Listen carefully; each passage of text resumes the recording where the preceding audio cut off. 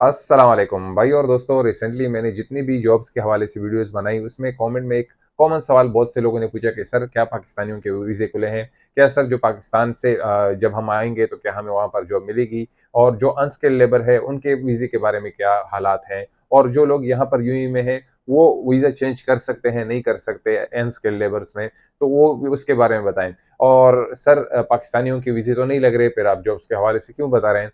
First मैं आपको ये बताना चाहता हूँ कि जो मेरी वीडियोज़ हैं, वो पाकिस्तानियों के लिए भी है, वो इंडियंस के लिए भी है, वो बंगालियों के लिए भी है, वो नेपालीज़ के लिए, हर नेशनैलिटी के लिए है।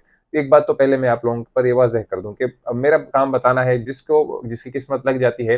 हाँ, पाकिस्तानियों की तरफ मेरा दिल होता है कि यार इनको जॉब ज़्यादा से ज़्यादा मिले, क्योंकि हमारी थोड़ी कमज़ोरियाँ हैं, तो उसके बारे में मैं उनको ज़्यादा गाइड करता था। तो अब आते हैं कि जो लोग पूछते हैं कि विज़िट वीज़े के क्या हालात हैं? क्या पाकिस्तानियों के विज़िट वीज़े निकल रहे हैं?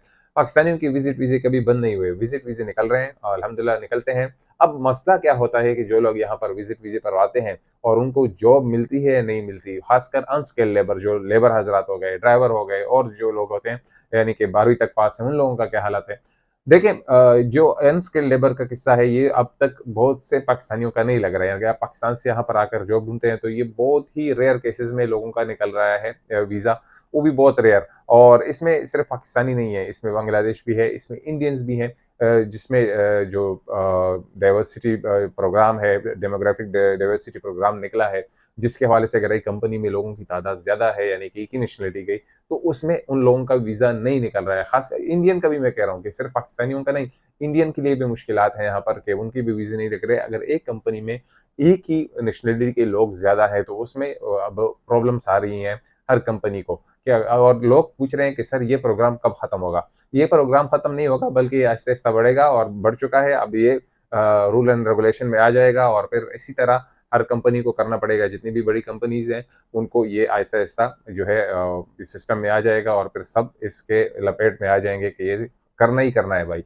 तो ये बात है। और इसमें जो अनस्टेबल लेबर वीज़े का क्या प्रोसेस है? क्या ईद के बाद हमारी वीज़ें खुल जाएँगी? बहुत से लोग ये भी क्वेश्चन कर रहे हैं। देखिए जो ईद के बाद हालात हैं वो तो ईद के बाद ही पता चलेंगे। बाज़ लोगों ने वीडियोज़ बनाई हैं, मैंने सोशल मीडिया पर भी देखी, उसमें क्या है कि 25% लोगों के अनस्किल्ड लेबर के वीज़े निकल रहे हैं, अभी निकल रहे हैं। देखें, ये बिल्कुल बेबुनियाद है, झूठ बात है कि वो एकदम वीज़े निकल रहे हैं 25% के। मैंने जैसे कि बताया रेयर केसेज़ में बाज़ लोगों के निकल जाते हैं। अब आते हैं कि जिनका वीज़ा यूएई में एक यानी कि एक कंपनी छोड़कर दूसरी कंपनी में जा सकते हैं। ये जा सकते हैं बिल्कुल, लेकिन इसमें भी 50-50 चांस है। बाज़ लोगों का वीज़ा जो है ना, यहाँ पर एक बहुत बड़ा मसला है। वीज़ा चेंज करना यहाँ पर ज ऐसा है जैसे आप एक कहकशां से निकल रहे हैं, दूसरे कहकशां में जा रहे हैं। इतना सख्त मामला होता है। अगर इसमें कुछ भी एक मसला हो गया, तो फिर आपका वीज़ा भी जाएगा और आप काम से भी जाएँगे और फिर आपको वापस मुल्क जाना पड़ेगा। तो ये वीज़े का बहुत ही नाज़ुक सूरत-ए-हाल है, यानी कि बहुत ही नाज़ुक सूरत-ए-हाल होती है। ये सारी मैंने बातें आप लोगों पर वाज़ेह करनी थी कि ये इस वक़्त के हालात हैं। आज जो 5th ऑफ अप्रैल है, रमज़ान का सीज़न चल रहा है।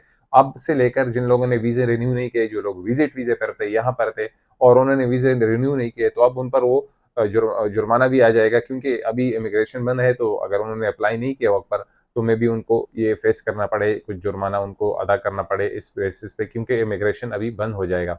क्यों आप लोगों ने पहले मेरे ज़हन में था कि पहले से वीडियो बना दूँ, लेकिन वीडियो ना बना सका।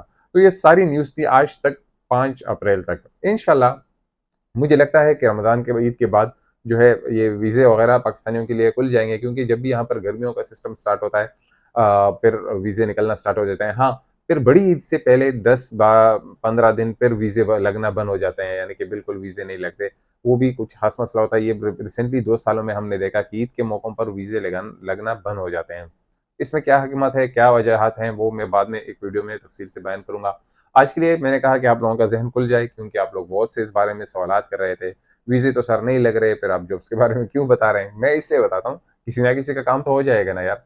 मुझे बताना पड़ता है और लोग वीज़े अभी भी, मैं वल्लाहि मस्जिद में जाता हूँ ना, कई लड़के मिलते हैं यार जॉब्स के हवाले से, कई लोग जॉब के लिए ये जो है सर्च कर रहे हैं, वो इस उम्मीद पे हैं कि हमें जॉब मिल जाएगी। यहाँ पर बहुत से लोग होते हैं ना, आप लोगों को क्या पता है यहाँ पर क्या हालात हैं, आप लोगों को अंदाज़ा नहीं है।